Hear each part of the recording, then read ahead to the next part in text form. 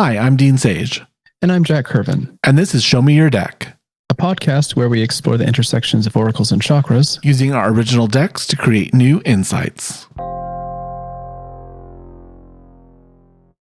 All right, we're on to episode 54.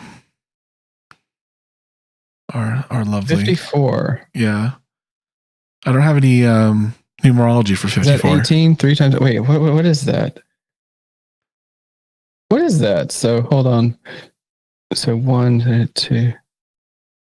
Yeah, 24. So that's 18. 3 times 18, but that breaks down into 6 and 3. So there's a lot going on here. Yeah. Yeah. Of 3, course, because it's 6 times 9. There's 3s all over that. Yeah, 3 squared. And 3 cubed. Yeah. Well, we're going to get Trinitarian as fuck. Our Trinity's got a Trinity, and it's got a Trinity too. I'm just trying to think. 18 doesn't bring up like too many like associations. Like obviously like you're 18, like there's that association, but like, yeah, but we just created that artificially. We did. Yeah. Cause it's different in different places. Well, I remember growing up, I think I remember this. I think you could still drink when you're 18. I feel like I remember them moving it to 21, or am I just making that up? I don't remember when they moved it to 21. I don't remember, but I remember it being weird, or a conversation was that it was strange that you could die for your country, but you couldn't get a drink. I thought it was 21 for everything, and then they moved it to 18 because of the draft for voting. I thought it was like 21 originally. I don't know, but it's not 21 anymore. That's for sure. And we are just old enough that we're not going to go look it up. We're just going to move on. I'm hoping that I'm not old enough to remember that, that I'm just making this up as I go. Back in the day, you couldn't just Google it and get the answer. You just had to live in your ignorance and deal with it. And people did. They really, really did. Yeah, that hasn't changed. Now they live in their ignorance and they don't deal with it. That's true. So. Yeah, that's true. We just had a discussion about supernatural, spooky things, which was kind of fun because I'm writing about Appalachia, and you kind of lived in it, and that was we were talking about fog. Mine was fog in the entire state. Yours was just fog in one particular patch of the road. It was a terrible fog, though. Fog stories are fun. Mm-hmm. I like The Mist. A lot of people didn't like it, but I liked it. The movie The Mist? Yeah. Oh, I loved it. I loved The Mist. Those bugs were crazy. Mm-hmm. Is that why they didn't like it? No, I don't think they liked the ending. Huh? I don't think they liked the ending. Oh, come on. You can't always have a happy ending. That's what makes it the best like horror movies, I think. Yeah. And I'm not going to spoil it in case you haven't seen it, but the ending of The Mist is, I think, amazing. And I'm not even a big Stephen King fan. It's perfectly in line with the entire story. It's the natural outcome, and then the horror of the horror being horrifying is wonderful and horrible. Yeah. It's one of my favorites, and I'm not a huge fan of Stephen King. There are some of his stories I like better than others, but and his movies can be even more hit or miss. But stuff like Stand By Me is awesome. Shawshank Redemption. I like The Mist. I prefer those movies usually, as opposed to some of the more like horror movies. Like The Shawshank Redemption was great. I loved that. Mm-hmm. But his books, when made into movies, I usually like. TV movies, not as much, but like movies. Well, like the TV production for it. I love Tim Curry, but honey. Budget, honey. Well, they did a lot with that little budget, but it's still, they could have done more. My spouse likes Red Rose, which we have yet to finish. I don't know that story. It's based on the Winchester Mystery House. Oh, yeah. I've been to the Winchester Mystery House. My theater was right there. My theater that I went to as a kid was right up against so there's the Winchester Mystery House and then the parking lot to the theater. That's cool. I never went though. Just always walked by it and was like, "That's the Winchester Mystery House." That's where I've been. What I'm talking about is a big house that the woman was haunted by the memory of what her husband's invention had done, and so she kept building rooms and staircases to confuse the ghosts. That's the one I went to. Is that what you're talking about? Yep, that's the Winchester. It was so weird. It was the Winchester rifle. Yeah, it was so weird. I loved it. It was all Alice in Wonderland meets like Clint Eastwood. It was great. They actually made a movie. I think it was a movie. It was actually technically a TV movie because I think it was like an HBO or something. It was more recent. But yep, we were talking about fog and mist, and so we're in a Ookie Spooky, and we're in October, so maybe we'll have an Ookie Spooky reading to. Oh yes. Yes. Well, by the time we release this, might even happen on Halloween because sometimes it takes us 2 or 3 weeks sometimes to release something because we've got episodes in the can. Yeah. So this might see the light of day on Halloween. It might be. Maybe that'd be fun. Yeah. Well, let's roll some dice and see where the Ookie Spooky takes us. We're gonna the other have it. We're gonna start sassy. Deck number 1. So you want Ookie Spooky, bitch? Here we go. All right, card number 11. Okay. Why do I feel like this has come up recently? I'm looking at my notes. Not in the last 3 episodes. Here we go. Oh, how pretty. So this is in the second cycle. This is Svadisthana. This is I Feel. Orange, metal, and how it is interacting with Vishuda, aqua, air. That's I Say. So how your feelings, sensory perceptions, instinct, how all of that is influenced by the way you communicate, by the way you express yourself. So orange on light blue. Gush your brilliance. Brag in your journal. Belly laugh every day. Express something positive. Gush your brilliance. Brag in your journal. Belly laugh every day. Express something positive. We have never had this card before. I would remember that. That was a fun card. Yeah. We've never had that one before. No, this is... I love the way you say gush, too. Gush. Gush. Gush. How do you say it? Gush. Gosh. Yeah. Gosh feels so awkward. Gosh. Gush. Gosh. Gosh. Gosh. It's Gush your brilliance. I mean, I have a California accent, but it's like it's a you. You're making it into an ooh. More of an like I would say gush, but it feels strange, so I say gush. Which actually sounds kind of dirty in a way, doesn't it? It does. That's why I like it. Goosh. Yeah, well, gush and gush your brilliance then. It's like moist.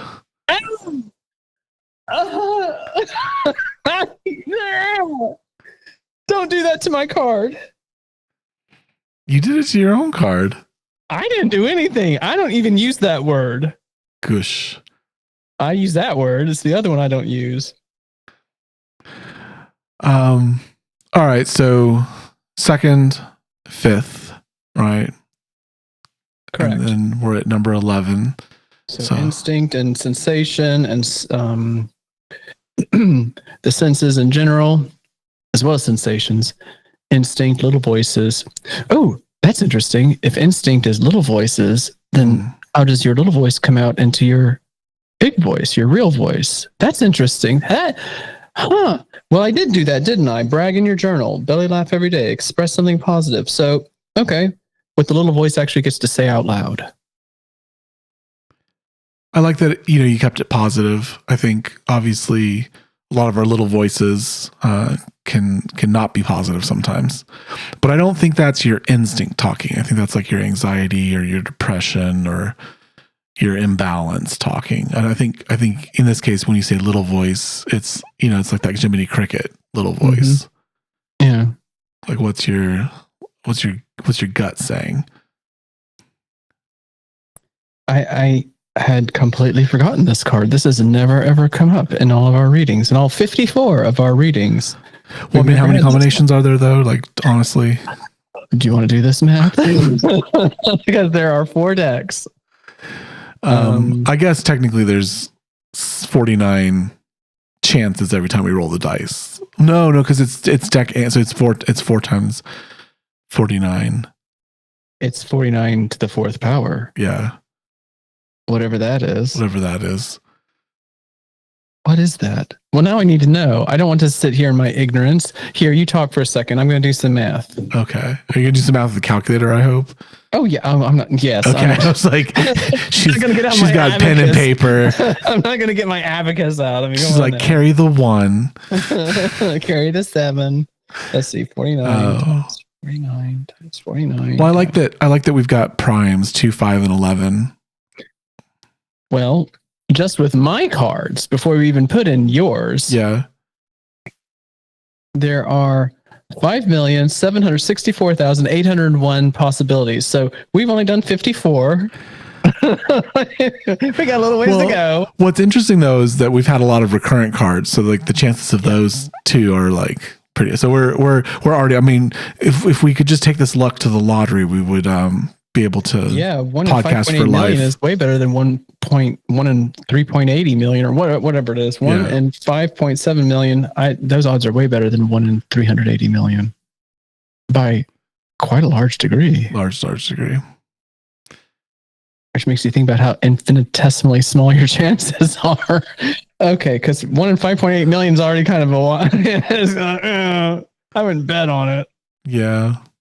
But it's still like 80 times better than the real lottery. So, yeah, we've got 5.8 million opportunities, and that's just with mine. And here, number 11 finally makes an appearance. Well, the 11 in this deck. 11's probably shown up in other places, but 11 here. I don't know. I think because I like 11 as a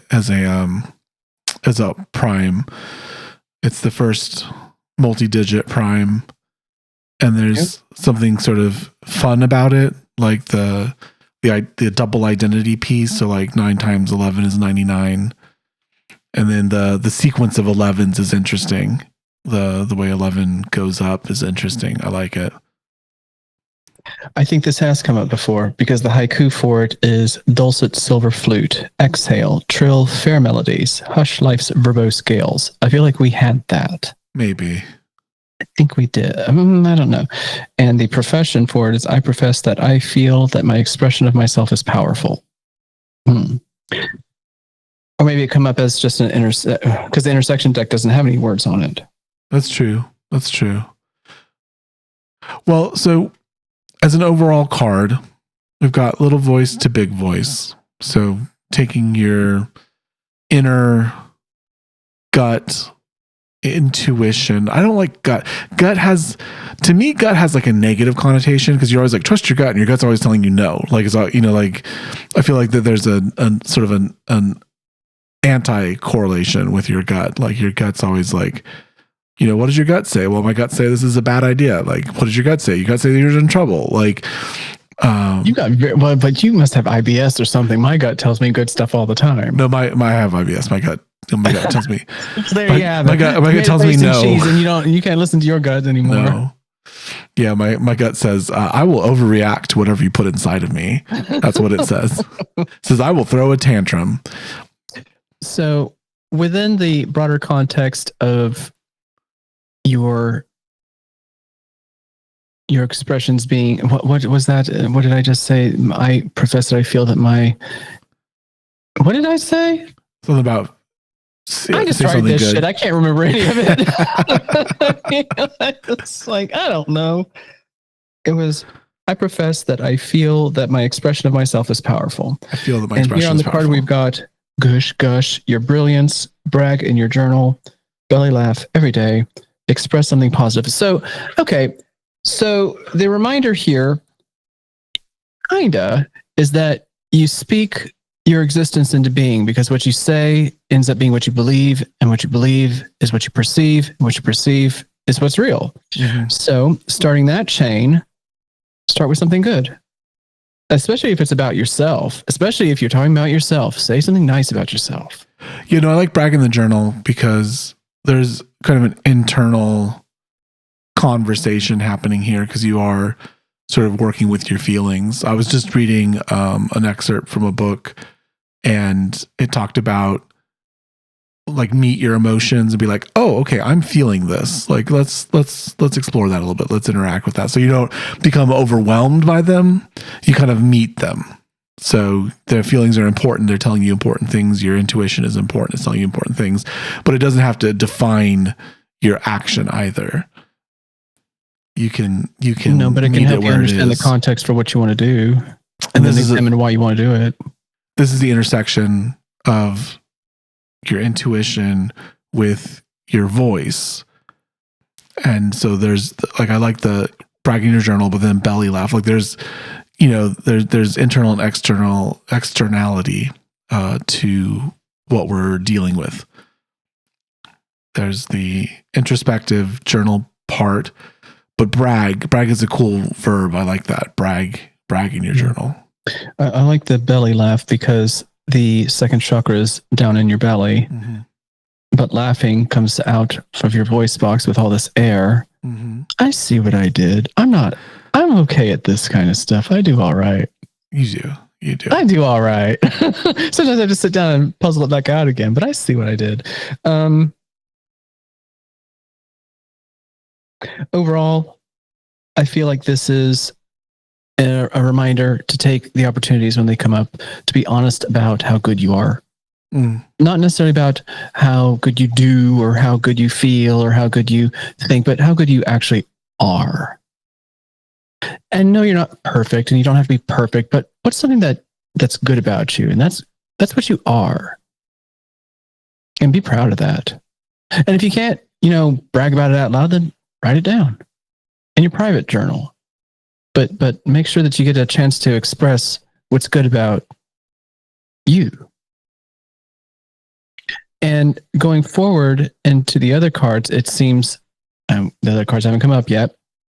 It seems like the context that's being created here is that if you can approach these cards from this place of healthy self-awareness and confidence, that whatever's coming up in these cards, you'll be able to meet it with better footing. Your little voice, which I like this, your little voice is honest with you. I think that's, if you listen to your intuition, it's honest with you. And that's why guilt kind of exists in this chakra, because guilt tells you something about you. It tells you that you've got a moment where you didn't do right. You didn't do good. Something went awry. Something was bad. And you have to kind of face up to that. So your little voice is honest, but you don't need to feel guilty about being yourself. I think that's the key conundrum here is guilt can overwhelm you as like you are doing so many bad things and you're not right. And that's not true. This is so interesting because I just finished watching Monster, the Ed Gein story. And it's absolutely marvelously performed and produced. It's just magnificent. I can tell that it's going to be very controversial, just like the other two parts of it. The first one was for Jeffrey Dahmer. The second one was for the Menendez brothers. But this is different. Those others were interesting shows as well. But with this one, at the end, I wasn't really quite sure what the director was saying I, quote unquote, should be feeling about Ed Gein. Because yes, he was schizophrenic, and yes, he had all these problems, and he was a survivor of horrific abuse from his mother, and on and on and on and on and on. And there's all this context, and this is part of the problem with, backstories for villains and humanizing them, is because you then end up with the question, are they really bad if you know all this context about them? And with the Ed Gein story, the way it was treated at the end, I was like, am I supposed to feel like this was redemption? Am I like being obligated to participate in this? What is it? Is it not forgiveness, but what is this light note it's trying to end on, and why? Okay, yes, he had horrible mental health issues.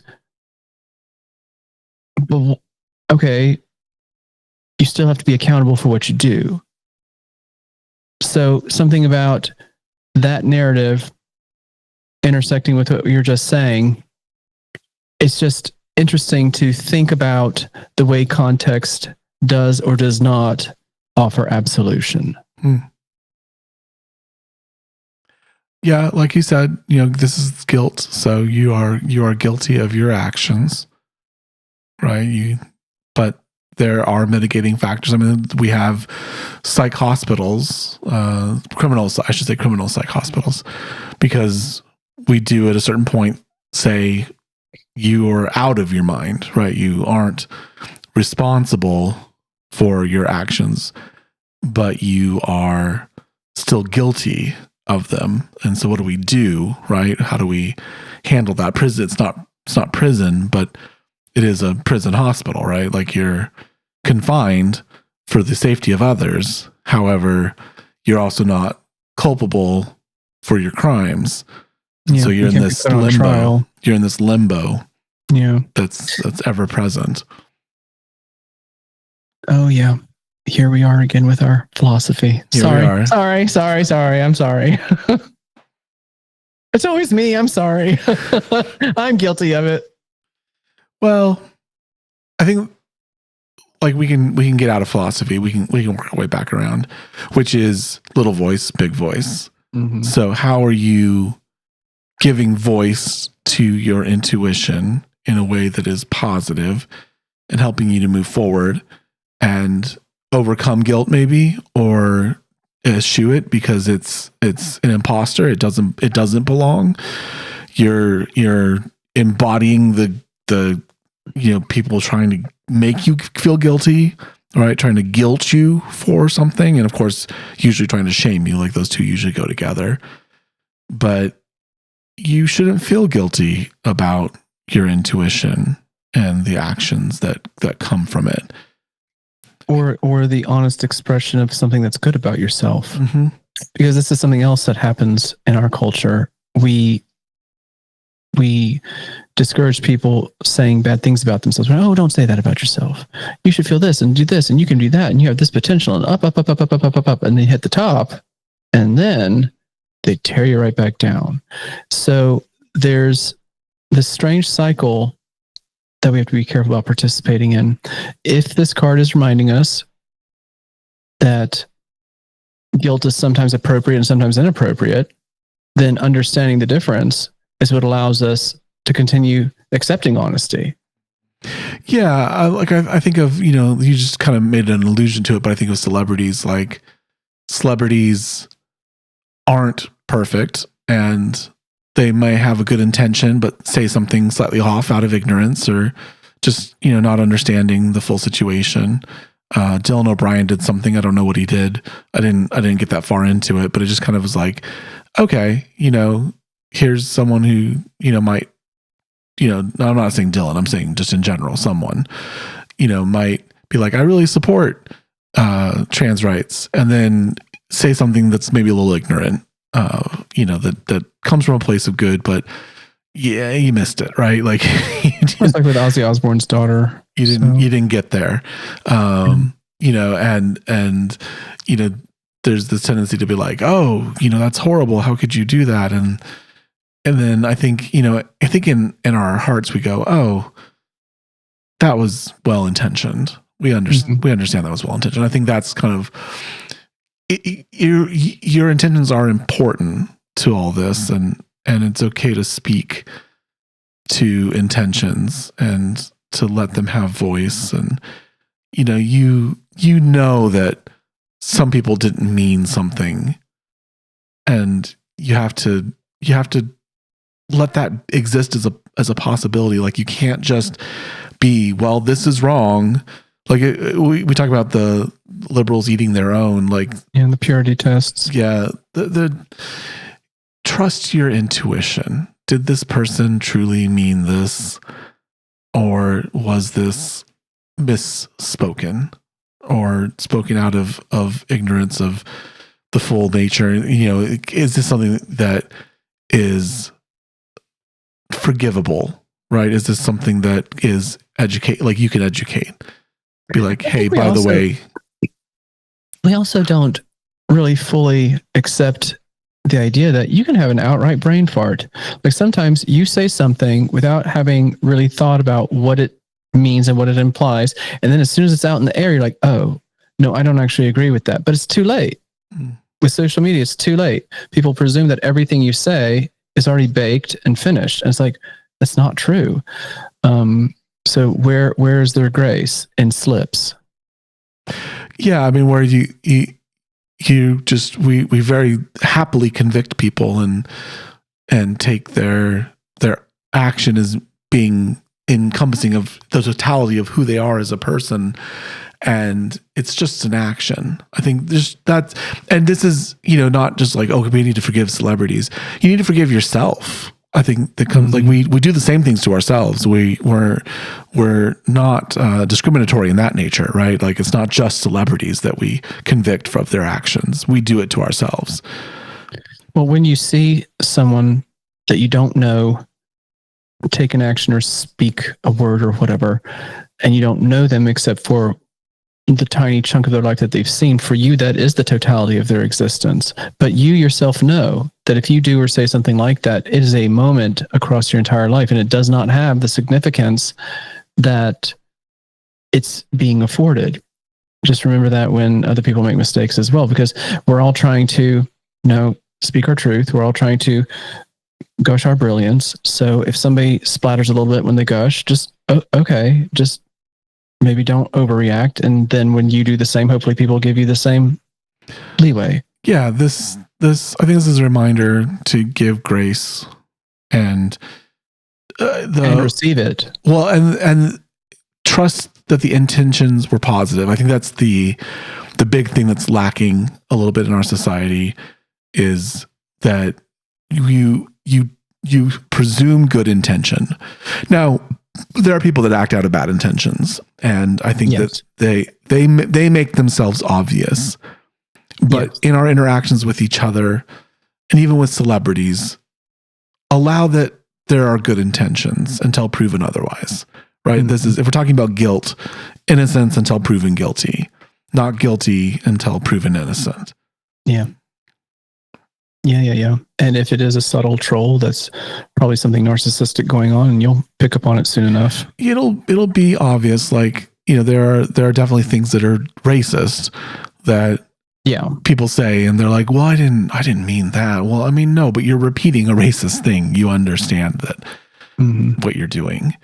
However, I mean something more along the lines of what Ozzy Osbourne's daughter did when she was trying to defend immigration. Said something about, if we don't have immigrants, who's going to clean our bathrooms or something that. She was trying to defend, but it didn't come out right. And now for the rest of her life, every time she goes anywhere, people ask about that.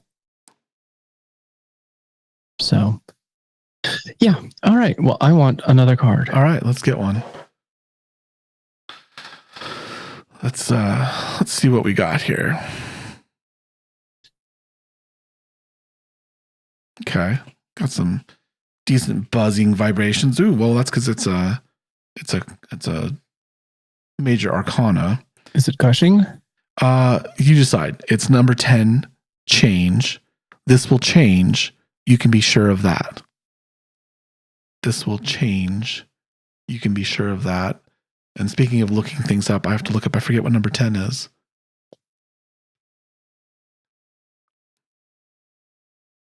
Well, change has to happen. If there isn't change, if there isn't evolution, then, there's nothing. Number 10 is the Wheel of Fortune. The Wheel of Fortune. That's actually what I would have guessed, even though I don't know much about the tarot. Something about the number 10 just reminds me of a wheel. I don't know why but maybe it's because it's round and it feels finished. Yeah, maybe. So the Wheel of Fortune, it sounds, I mean, in the tarot, it sounds like it sounds, right? Like it's a pretty face value card, but there's often like the 4 animals. There's a lot of Christian underpinnings, Judeo-Christian underpinnings to the art on some of the cards. I kind of took it as change is inevitable, and this is a reminder that what goes up comes down. What is good goes bad. There's a time and a season for everything, and then there's out of season. There's fallow times, and we kind of, that comes up in the seeds and in the pentacles a little bit. The idea of feast and famine and harvest and fallow and things like that. So it's in this context, it's interesting because it's a reminder that no matter how you feel right now, it's going to change. Whatever's going on in your life, it's going to change. And it might be better, it might be worse, but it's, if you're in a worse spot, it's going to get better. We know that. Statistically speaking, we know that. Coupled with the first card, this illustrates why it's important to have honest self-talk, especially when you have an opportunity to encourage yourself. It will remind you you'll have gratitude in the good times and optimism in the bad. What's interesting is we bring in the intersection of the third chakra and the third eye in the way my deck works. Mm-hmm. So action and perception. Mm-hmm.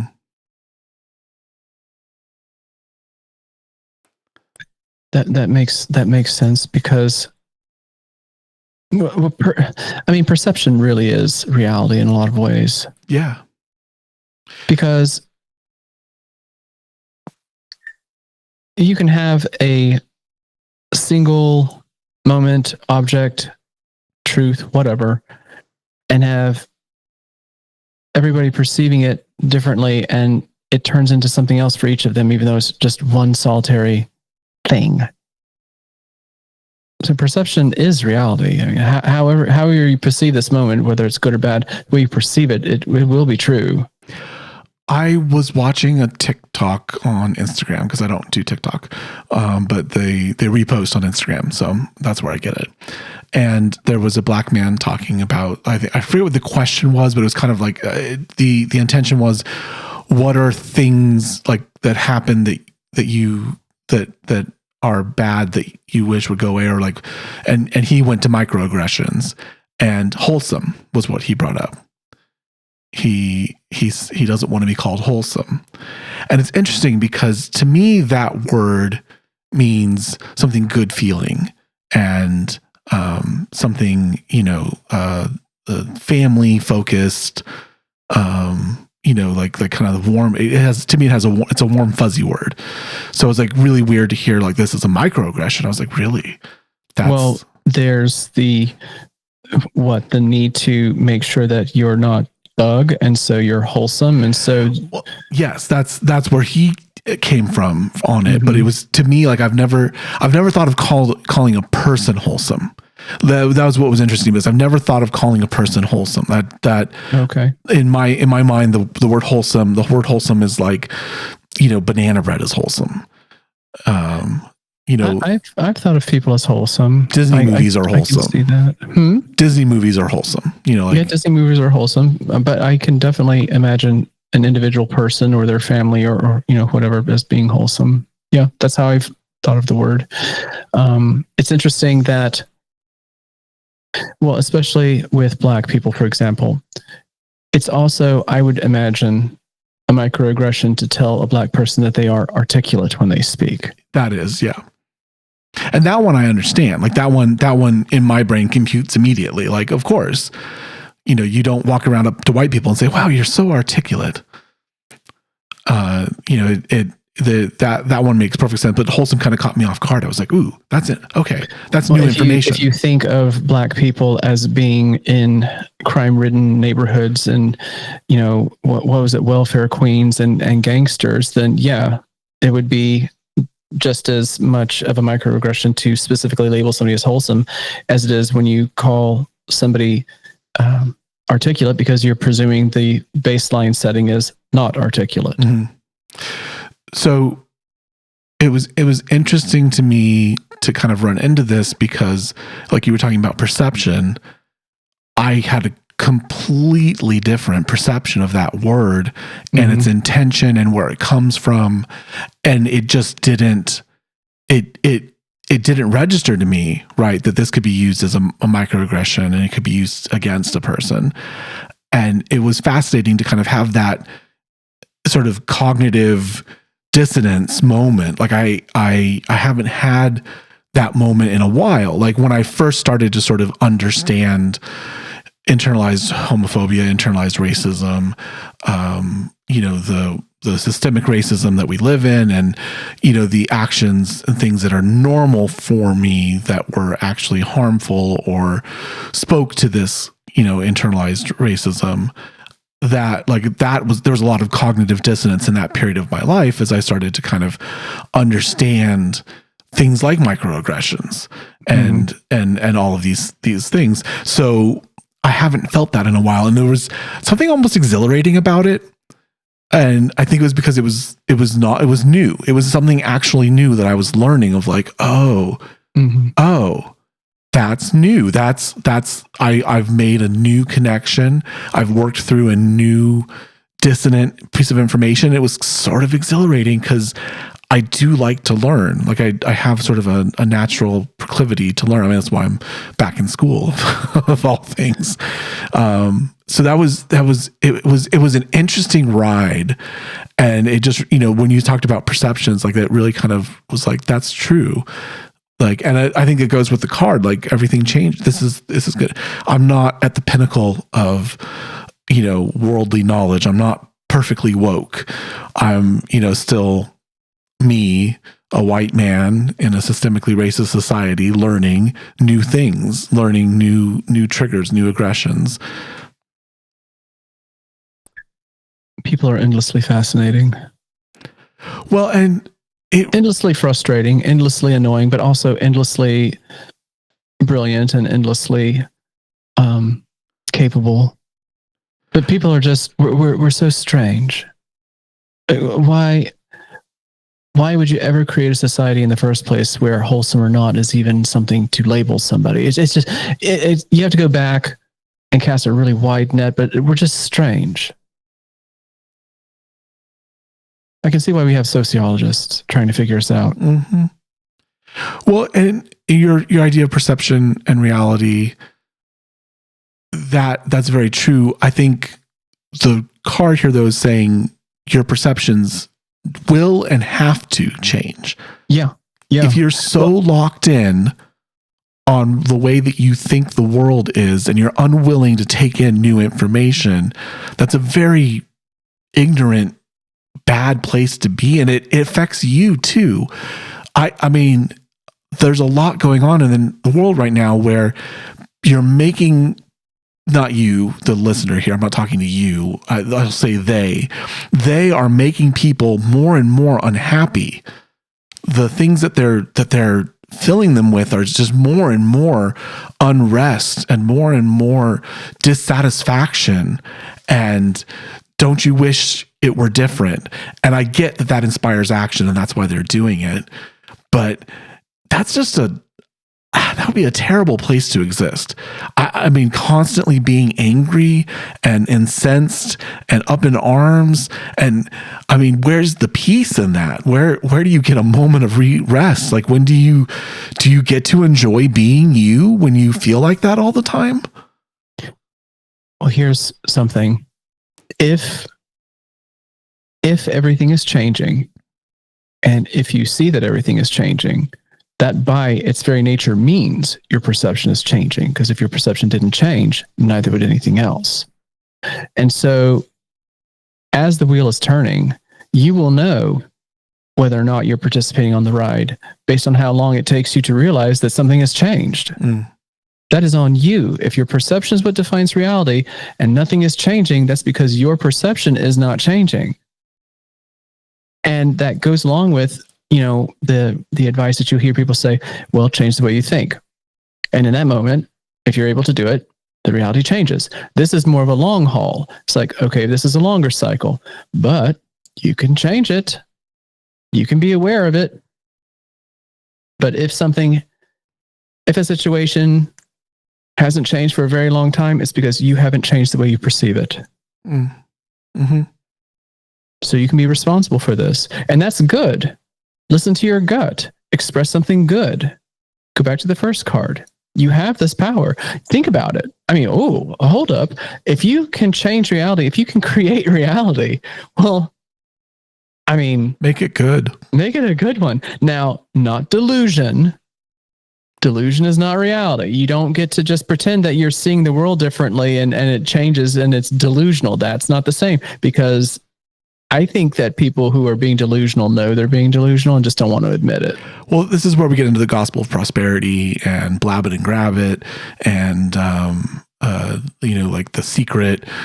Like, if you are destitute, homeless, and can't get shoes on your feet, you're not going to be a millionaire tomorrow because you think different. And it's definitely harder for someone in that situation to change the way they see the world. So it's not that it's easy all the time, but that it is possible. And that's one of the reasons why kindness is important. When you see somebody who is in need, and if you're in a position to be able to help them, if you do help them, you may help them not only feel better in the moment, you might be helping them shift reality. You won't know if you don't try. And you can't give until your feathers fall out of your wings, but where you can give, do give, because you're not just helping the person, you're helping the creation. I like the idea here where you said give, and obviously, we were talking about unhoused people and money, that's a very important thing to give at that moment, right? Like that is change agent right there, right? Money changes your day, your world, your life. We all, as we exist, we all hinge on money. I think you and I were talking about that before the episode, like the things we do for money, in order to have a house and have food and have our fur babies, which are very expensive. Yes. Money, everything seems to turn on money, but sometimes sharing how you see something can be very effective.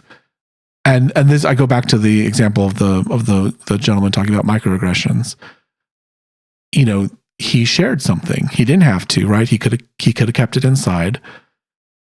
He could have chosen not to share it. And I think that there are a lot of times where Black people shouldn't be expected to share, right? It's not up to them to educate all of us every time. Like they're not permanently in education mode, and they are allowed to be angry. Like, I mean, he could have been angry about this, and he took a moment, and in his place at that moment, he was at a point where he felt like sharing and educating, and he did so, and that changed me.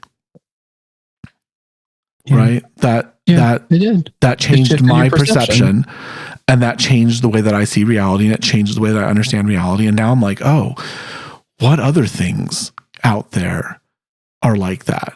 And it makes me open to be receptive to what else. Like I have, I'm in my class, and I'm in Philly, right? So the racial makeup of Philly is very, very different than other cities. Places like New York, you get much more of a cross section. In Philly, because of history, right? Because of redlining, all of that stuff. The population of Philly is very different than the populations of other places, and there's a lot of Black people that live in the city, that work in the city, and it just we even the patients. Like if you look at the people that go to hospitals in Center City, and within the critical mass of Philadelphia, the population of Black people there is incredibly high. So my class is very diverse in one way, right? In that it's not 70% white or something. Which in a grad program, you could very well be 80-90% white. And I think it's about 50-50, honestly. White and non-white in the classroom, and it just makes me think. It just kind of makes me be more understanding of like what are other things that I could say that would be a microaggression to these very educated, very intelligent people that I'm in class with that I'm like, oh, that's just a nice thing to say. And it is not, going to be seen that way. So that there's a perception of reality that changes, and that's good. That's growth. That's important. And it allows you to ultimately connect better with other people, right? If you can share their perception, you can share their reality. Then that's kind of like the Spider-Verse. You can just jump between reality and reality all the time. Mm-hmm. You brought up the Spider-Verse. That's interesting because there's a large sense of determinism in the Spider-Verse. That's a very interesting philosophical thought to get into at another point in time. But they introduced the idea of canonical events, things that have to happen in order for you to be who you are. I mean, that's a fascinating way to look at your life. Like, what were your canonical events? What were the things that couldn't have been avoided if you were to be the person you are? Like for me, breaking my foot when I was going into 6th grade completely changed my life. Completely changed the outcome of my life. If I had not broken my foot, I probably would have been into athletics in middle school and high school. I probably would have been a lot healthier. Looking, maybe not feeling would have been different, but healthier looking. I would have stayed because I was very active. I enjoyed sports. I was very active. And might not be a writer. I might not be a writer. I might not be kind. I might have fallen in with more of the jock crowd, and I might have delayed your ability to discover your sexual orientation and gender identity. Mm-hmm. I know that one of mine is being defrauded. That's not the earliest one, but it's absolutely canonical. If I had not been defrauded, I would not have stopped dancing full time. I would not have stopped being an educator. But the fraud was so huge that I had to find other work in order to pay the debt off. And it completely changed the entire course of my life. But there might have been earlier canonical events too, but that's one that comes to mind as an example for me. Yeah. And, the question becomes like, was that deterministic? Or is it just, retrospectively, we can see that it was necessary for us to be who we are? And that's an interesting question. Do you want to be different, or do you want to be you and feel different or act a little different? Like, I want to be me and not overweight. Like I would be okay with being heavy a little bit, but not like overweight. Do you know what I mean? Yeah, sure. I don't know how to answer that question for myself, because there's so much that happened leading up to that fraud and everything that's happened since. I was already on such a creative path anyway. I mean, I'm not unhappy with where I am right now. I don't mean to say that. But I don't know if... I don't know. I don't know. I was already so...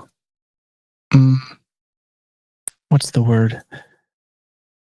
What's the word when you put out prolific? I was already prolific as a dancer and choreographer. Whether I would have shifted to writing, I don't know. I would have stayed in the dance world longer. So I don't know. Let's get another card. Okay. We're going to number 4. That's the haiku. Oh, we love the haiku. Make my brain hurt. They do. Let's see. And the number will be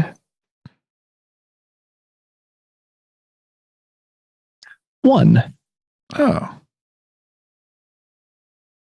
So that's red on red. That's earth on earth. That's I am on I am. That's how your sense of identity, safety, health, stability is impacted by the way you treat your stability, health, wellness, identity. And the haiku for that is, so this is earth on earth, red on red. Stars, dust, salt, earth, clay. Me, life's vase, birthing diamonds. Clay, earth, salt, dust, stars. This one's definitely come up before, and I like it. It's funny. I feel like this is Akasha touching Akasha almost. Like I approach this from the exact other side, which is like the universe becoming the solitary being, and then the solitary being becoming the universe. Like that feels more like an Akasha energy, because of the way it's just the way that I conceive of things. Like when I'm casting a spell, or whatever you call it, right? Like there's when you're projecting your energy outward or trying to connect with the energy of the universe in order to accomplish something or do something, like that's prayer, that's casting a spell, that's intention, right? Like there's so many words for it. So for me, like spell makes the most sense because I'm kind of repeating a rhyme or a rhymed verse, and I'm intending to create something with that energy, but I talk about like something coming down, right, and connecting with me. Mm-hmm. And so like to me, like that's that. And in my deck, the Celestial's journey, like the Sage Oracle is the Celestial's journey through life, and part of that has to be this first. So for me, my first card is about the infinite becoming physical. It's that downward strike of lightning that creates the first amino acid, right? Like that's kind of what that feels like. So it's interesting. For you, this is Earth touching Earth. For me, this is like Akasha touching Earth, right? Like the two polar opposites that make us who we are, that make us what we are. The thinking meat sack, the conscious meat sack. That's kind of where I feel this energy. So it's interesting to have it as for you, root touching root. I feel a reiteration from your change card. The wheel, the idea of cycles, because in the haiku it says stars, dust, salt, earth, clay. That's something compacting and forming into this matter. But then clay, earth, salt, dust, stars. That is a complete reversal, word for word reversal back out. The idea of creation, destruction, recreation, destruction, recycling over and over and over and over. But in the middle of all that, me, life's vase, birthing diamonds, all the pressure that we're under. If we ourselves are made of clay, like in the Bible, for example, are made of clay, then why not form yourself into this beautiful vase? And as that vase is being compacted, the material turns into diamonds. It's like, so yes, there's all this cyclical stuff happening all around you, but you are a vase and you birth diamonds. All these memories and experiences that you have, they are crushed down into gemstones. And it wouldn't be possible without the ups and downs, without the contraction and release, without the inhale and the exhale. None of the rest of it is possible. So in a way, this is taking the idea of change and perception and applying it to your actual self and your actual life, that you are the wheel that's changing and the perception attached to it. This happens in my Akasha series, which again, going back to the interesting way that we're both interpreting this, but the tower card is in Akasha, and it's that strike of lightning that destroys the tower, and then there's rubble, and rubbles are gems, right? Yesterday's rubbles is tomorrow's gems. The idea of that pressure and gemstone creation. No, it's very interesting. I like the way these are playing together. And yes, diamonds are wonderful because like doesn't it rain diamonds on one of the planets? Is it Uranus? No, it's an exoplanet. Okay. I don't think it's one of I don't think it's one of the ones in our solar system. I think they found a planet that is a big diamond. Well, I mean, and honestly, like a cold star, like if it just like, so if it didn't supernova and it doesn't black hole, if it just kept cooling down, like what would be left in the center is like essentially some sort of like maybe not carbon, but yeah, like if it just kept condensing down into something cool and solid, that's, you know, kind of the same thing. I don't remember if I can't remember if I'm speaking this correctly or not. Future listeners, please make a comment and correct me if I'm wrong. I thought that compressing down to iron was as high as stars could get before they supernova and make all the heavier elements. I think so. I think it's iron, but I'm just imagining in my head, like it's sort of a similar, like the idea of compressing something until you form a perfectly symmetrical lattice structure. Like that's what a diamond is. So it's kind of like, you know, like that. It to me, like it makes sense in my head, even though it's probably not possible. Although, you know, we haven't seen every star. You know, we only see the things, you know, that we understand, and you know, we still are improving our understanding of the world. But like I just imagine a cold star, you know, being something out there. And for some reason, reminds me of like Galvatron from the Transformers. Yes, just run around eating everything. Yes, that was Unicron. Unicron, yes, yeah, Galvatron. Galvatron was Megatron reborn. Yeah, which I mean is kind of what we're talking about too. So yeah, Megatron became Galvatron, and Galvatron actually had like a purpose, which was interesting. I liked Galvatron so much better because Megatron was just a weapon. He had to be used in order to be functional, but Galvatron was a cannon and he could just fire at you. I like that Hot Rod became Rodimus Prime, the maturing process that character went through. And see, I know we've kind of taken this little path over into the Transformers, but that's still what we're talking about, is the process of change and growth. My dad loves that movie and he loves Rodimus Prime. Like that's like his favorite thing. I think I had about 75 of the Transformers when I was growing up. They were my thing. That was my jam. That was your jam? That was my jam. I didn't like G.I. Joe. I didn't like Thundercats. I didn't like, I don't know, GoBots were just kind of, but Transformers, that was my jam. I love Transformers. I didn't have a lot, but I love Transformers. Yeah. Oh, I had some of the triple changers. I had all sorts of, I had cool shit. I had both Soundwave and Blaster. So I had Decepticon and Autobot cassettes. It was cool. It was cool. Yeah. It's funny. I never got an Optimus Prime. I always wanted an Optimus Prime, never got an Optimus Prime. And then when I turned 32 or something, my parents bought me an Optimus Prime finally. I'm going to make a confession. I think Optimus Prime is boring. I don't care about him as a character, and I like everybody else better. There are so many characters I like better than Optimus Prime. I'm like, why does everybody like him so much? But okay, it's fine. I just don't like him.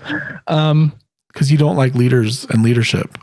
Well, I also don't like people who are always good and always right. It's like, could you please get a zit? I mean, something, anything. Could you have a dark thought? All right, I like jazz. Before you alienate the entire Transformer audience, let's get another card here. It's too late. I already did it. Okay. Scream either. We almost passed over this card, but it said no. It said, I am the card. This is the 5 of Seeds. The door to your storehouse is not truly locked. I was literally talking about this earlier when the change card came up. So this is the 5 of Pentacles in the tarot. The door to your storehouse is not truly locked. It's the idea that you have more than you think that you have when you think you have none. And you can access it. Yes. Okay, so let's talk about that. So we don't embrace the secret, and yet we do know that there is abundance. Yes. But we're not saying that you just talk about it and it shows up. We're saying that if perception informs reality, you can find the abundance that's currently unseen. You can go out and you can make a difference in your life, right? If you just sit and rot and scroll, you are correct. Nothing is coming your way. If you take opportunities and find your opportunities and create them, if you move in that direction, you will gain, you will achieve. Some of that is limited.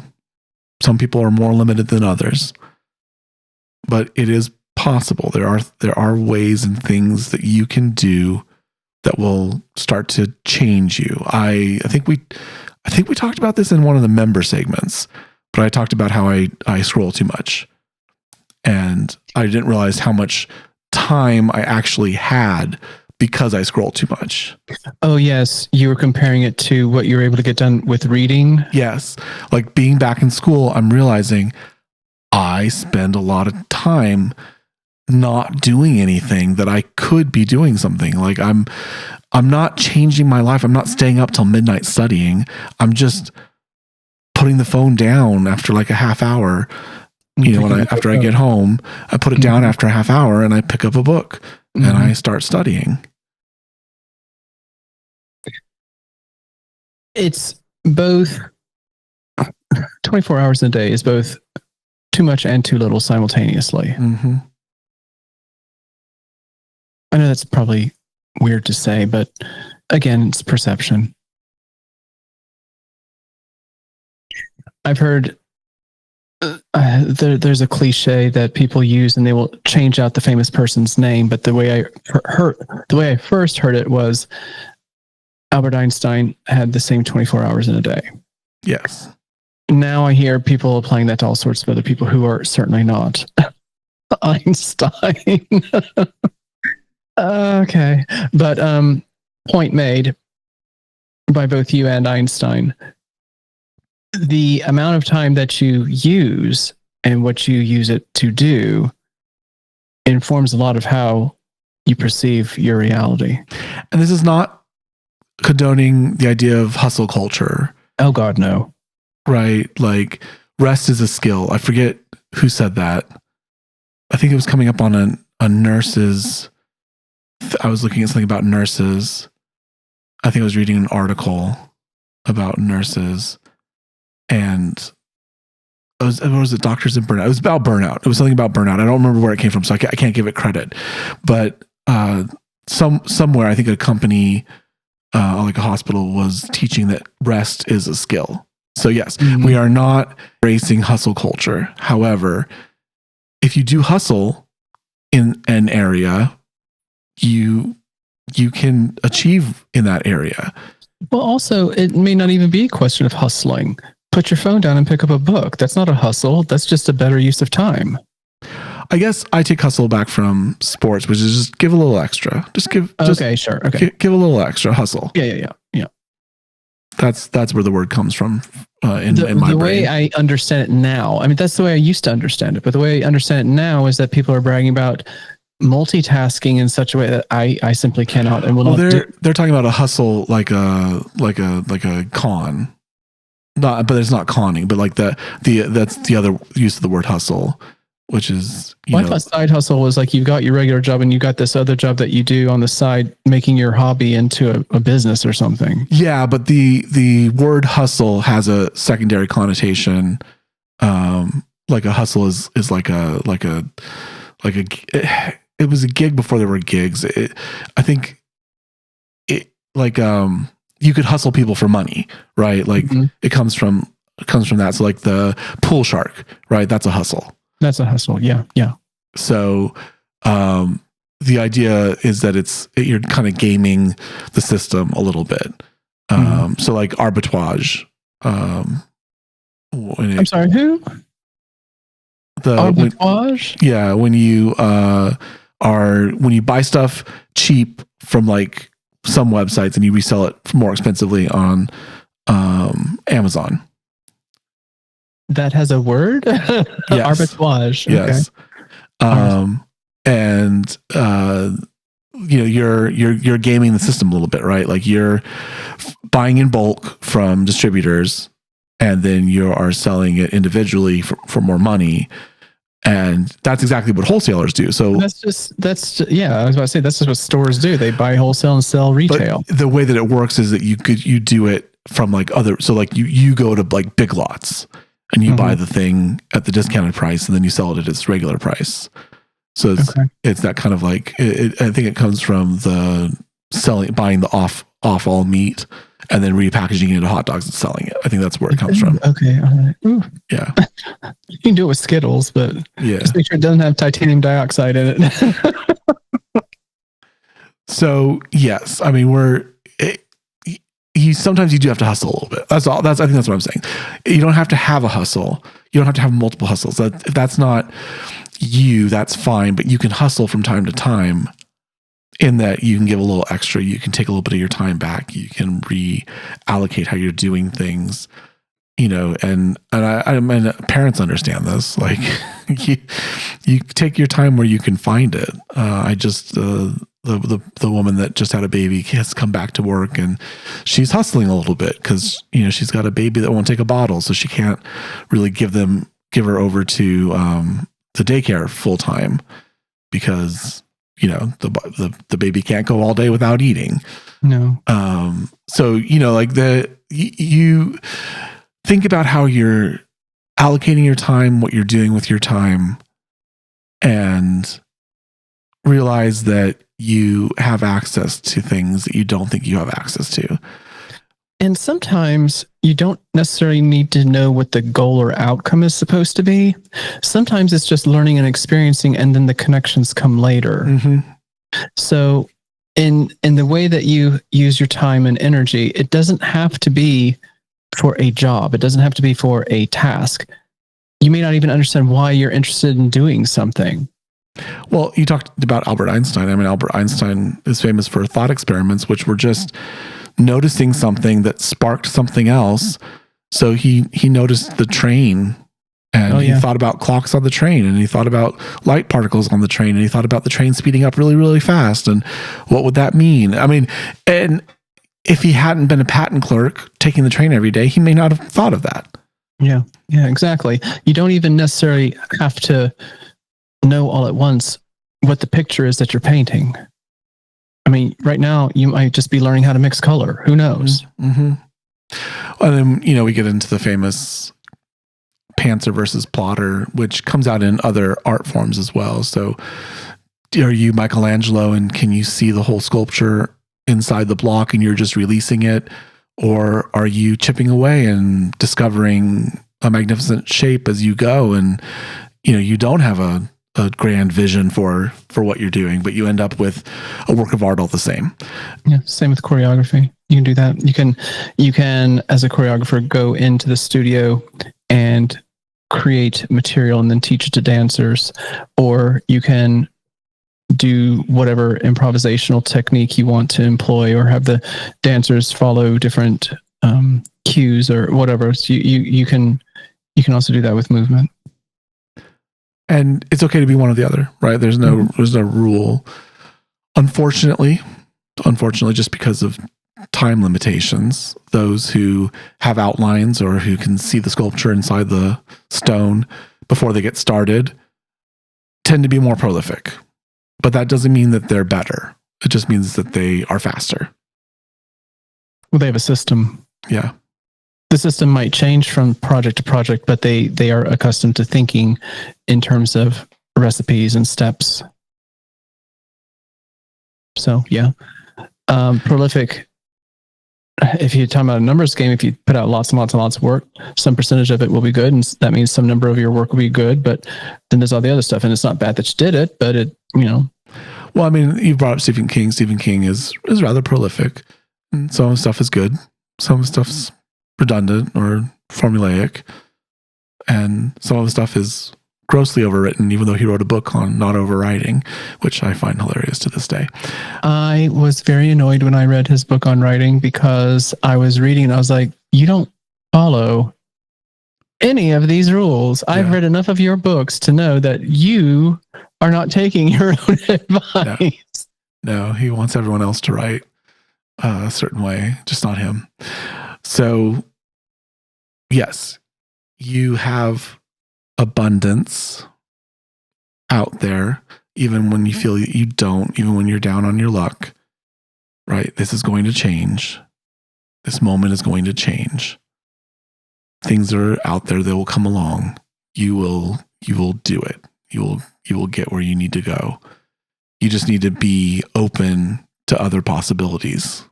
You need to be open to other modalities. You need to be open to change.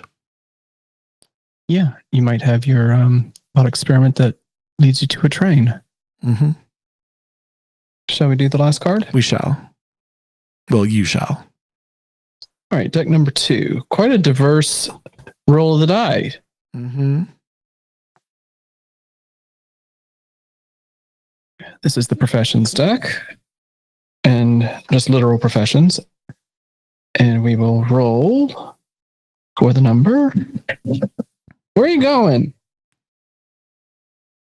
17. I swear I'm going to get you one of those dice rolling pads. I'm just going to order it and send it to you. Just got to remember. Okay. 17. We are in the middle of the fire. This is the solar plexus. I do. Yellow. And how it's impacted by aqua, Vishuda, I say. So what you do is impacted by how you express yourself. I profess that I do that which I claim and that which I advise. I profess that I do that which I claim and that which I advise. Well, this is a nice little nightcap to our reading here. We come right back to almost where we started. Yeah. The inversion of that combination, yeah. So you have the little voice that we started with, right? Say good things about yourself, brag about yourself to yourself. And here we have, say powerful things to others.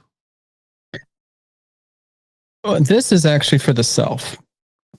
I profess that I do that which I claim and that which I advise. This is kind of like a practice what you preach. And so if what you've been talking about is positive self-talk and abundance and perception and cycles, then do something with that. Well, I guess I was hearing the external because you have to give advice to follow your own advice. True. Mm-hmm. So yes, okay, I can see how it goes both ways. But now that you have all this, go do something with it. Right.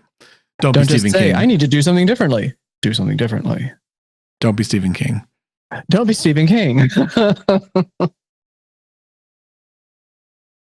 So yeah, that's a nice little way to finish off, is just the reminder that your ideas and your hopes, your intentions don't actually exist until you act. Mm-hmm.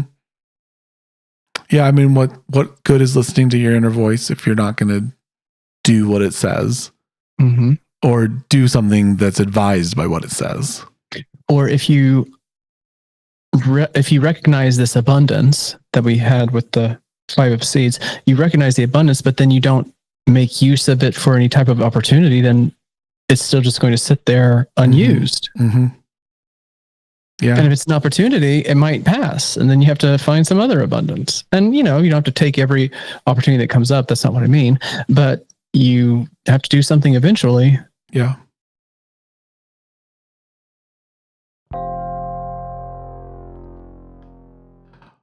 We have a members only version of the podcast on Patreon. It's patreon.com/Dean Sage Media. You can hear how the reading affected us personally and get little tidbits and insights into what we're thinking and how we're dealing with it. We have a YouTube. It's Show Your Deck on YouTube. Our books and our decks are available at showyourdeck.com.